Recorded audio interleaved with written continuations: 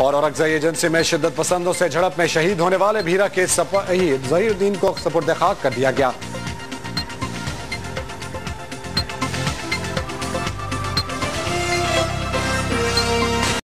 बाबर को फौजी एजाज के साथ सुपुर्द खाक कर दिया गया।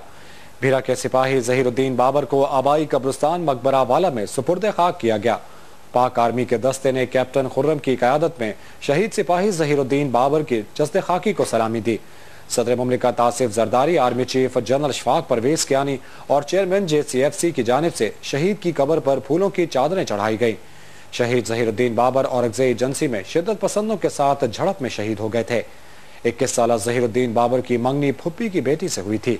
शहीद के वालिद मोइनुद्दीन का कहना है कि उन्हें अपने बेटे पर फख्र है जो वतन की हिफाजत करते हुए शहीद हो गया।